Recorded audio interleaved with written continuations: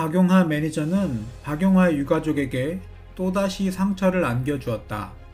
죽은 사람에게 할 수 없는 행동이기에 매니저의 행동이 재조명을 받게 된 이유다. 물론 부정적인 재조명이다. 박용하는 2010년 6월 30일 새벽에 새 드라마 촬영을 앞둔 상태에서 자택에서 목을 메어 스스로 목숨을 끊게 되었다. 당시 자살을 선택할 수밖에 없었던 절박한 이유나 숨겨진 내막이 있었던 게 아닐까? 박용하의 주변인들의 증언으로 미루어 심경적 괴로움에 따른 충동적인 자살로 추정됐다. 당시 박용하는 아버지가 위암 투병 중에 있었고 사업과 연예의 활동을 같이 하는데 어려움이 있었다고 한다. 음주 후 충동적 자살을 선택하게 된 것.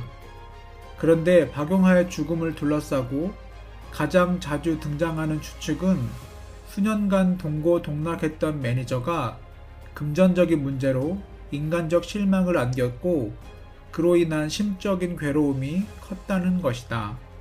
사업을 같이 하면서 가장 가까운 매니저가 금전적 문제를 일으켰다는 주장이다. 그러나 소문의 당사자로 지목된 전 매니저 이 씨는 6월 30일 밤 늦게 카톨릭대 서울 성모병원에 마련된 박용하의 빈소를 찾아와 한동안 자리를 지켰으며 몸을 가눌 수 없을 정도로 울며 유족에게 죄송하다는 말을 되풀이했다. 당시에는 박용하의 죽음이 매니저의 행동으로 일어났다고 보는 건 마녀 사냥이라는 반대 여론도 형성이 되어 있었다. 하지만 박용하가 죽고 나자 매니저는 돌변했다. 박용하가 사망한 직후 2010년 7월 일본의 한 은행에서 박용하 명의의 예금 청구서를 위조해 박용하의 계좌에서 약 2억 4천여만 원을 빼내려고 했지만 박용하의 사망 소식을 알고 있던 은행 직원이 예금 지급을 거절하는 바람에 돈을 인출하지 못했다. 게다가 서울 강남구에 있는 박용하의 소속사 요나 엔터테인먼트에서 사진집, 음반 등을 갖고 몰래 가지고 나오다가 유족에게 발각된 것이다. 결국 박용하 매니저 이 씨는 상속 위조와 절도 혐의로 유품을 훔친 혐의로 징역 8월의 실형을 선고받게 된다. 그런데 박용하 매니저는 1심 재판에서 절도 혐의에 대해 회사 소유 물건이므로 절도가 아니며 매니저로서 예금을 쓸 권한이 있다며 진술 내용을 여러 번 뒤집었고 재판부의 판결에 대해 전혀 인정할 수 없다며 판결에 불복 항소장을 제출했다. 박용하의 매니저는 고인에 대한 모독을 하고 있다. 죽은 이를 향해 돌을 던지는 악행을 저지르면서까지. 이날 재판에서 이 씨는 절도 혐의에 대해 우리 회사 것으로 생각했기 때문에 절도한 게 아니다고 주장했다. 또한 박용하의 예금을 찾으려 한 것에 대해 사기를 치려고 했으면 당시 박용하의 일본 회사에 은행 전표가 들어있는 봉투를 놓고 오지 않았을 것이라고 항변했다.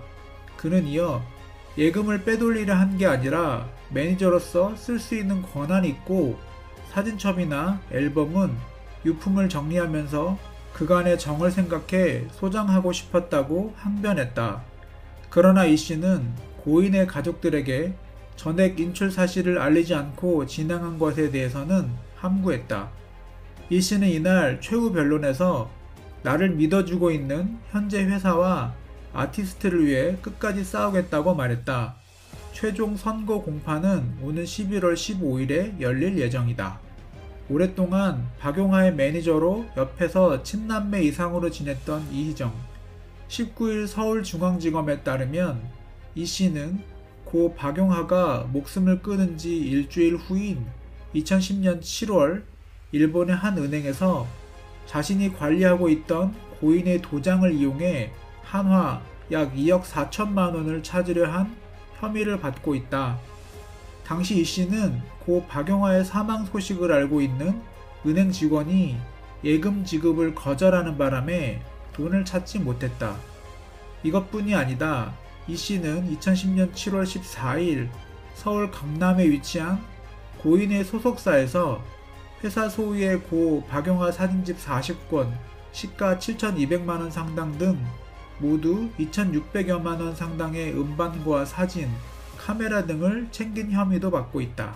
물론 이 씨는 검찰 조사에서 예금은 빼돌리려 한 것이 아니라 매니저로서 쓸 수 있는 권한이 있고 사진첩이나 앨범은 유품을 정리하면서 그간의 정을 생각, 소장하고 싶었다고 밝히며 범행을 부인한 것으로 알려졌다. 한류 스타로 일본에서 큰 인기를 얻고 있던 박용화의 사진집과 앨범은 나중에라도 소장 가치가 있고 돈벌이가 되기 때문에 챙긴 것으로 생각이 든다. 소장하고 싶었다면 한두 개 정도 소장했어야지 사진집을 무려 40권이나 챙겼다는 건 말이 안 된다. 사진집만 해도 시가 720만원 상당이다. 이런 못쓴 짓을 했음에도 불구하고 법원으로부터 무혐의 처분을 받았다. 그리고 뻔뻔하게 지금까지 젤리피쉬에서 빅스의 매니저, 신일 개발팀 실장으로 활동 중이다. 박용화가 자살하기 3-4개월 전부터 이희정은 갑자기 매니저 월급으로 감당하기 힘든 130만원 호가하는 구두를 서너 켤레를 사고 주위 사람들에게 집과 차를 사겠다고 허풍을 떨고 다녔다고 한다. 이는 박용화의 일본 팬클럽 회장 및 증인들이 직접 출석해서 한 말이다. 돈 때문에 젊은 생을 마감할 수밖에 없었던 박용화를 또 한 번 울게 한 파렴치한 인간 이희정. 꼭 벌받길 바랍니다. 별이 서로 떨어져 있지만 아무리 멀리 떨어져 있어도 같은 하늘에 있는 것처럼 배우 박용화, 이제는 저 높은 하늘의 별이 돼 늘 우리들 곁에서 반짝거릴 거라고 그렇게 약속하며 멀리 떠나갑니다. 하늘이 울자 사람들도 참았던 울음을 터뜨렸다. 비가 그치자 고인을 추모하기 위해 모인 가족, 친지, 친구들이 조용히 그의 마지막 길을 밝혔다. 3일장 내내 눈물 마를 날 없던 소지섭은 손에 꼭 쥐었던 영정사진을 마지막으로 쳐다보며 빗물에 젖은 고인의 얼굴을 닦아내며 흐느꼈다. 언제나 올려다보면 같은 자리에서 반짝이는 별. 낮에도 보이진 않지만 언제나 같은 자리에 있는 별처럼 아무리 멀리 떨어져 있어도 같은 하늘에 언제나 함께 있는 것처럼 배우 박용화, 이제는 저 높은 밤하늘의 별이 돼 늘 우리들 곁에서 반짝거릴 거라고 그렇게 약속하며 멀리 떠나갑니다. 추모객들은 박용화, 이제는 당신을 볼 수 없지만 우리는 언제나 당신을 기억하며 오래오래 사랑할 것을 약속합니다. 당신을 사랑합니다 라는 추도사가 끝을 맺자 나즈마키 사랑합니다를 외치며 애써 참았던 울음을 터뜨렸다.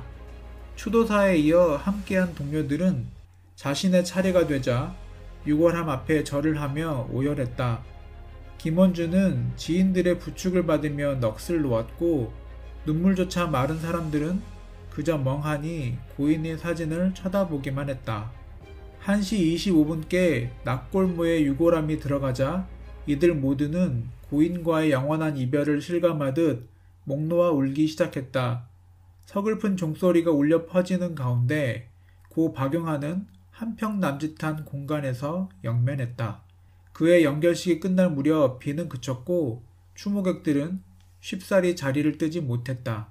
발인식부터 화장장, 추모공원까지 따라온 100여 명의 일본 팬들은 입구에서 차단돼 그의 연결식에 함께 할 수 없었지만 그의 이름이 적힌 플래카드와 사진을 들고 자신들이 사랑했던 스타의 애도의 뜻을 표했다.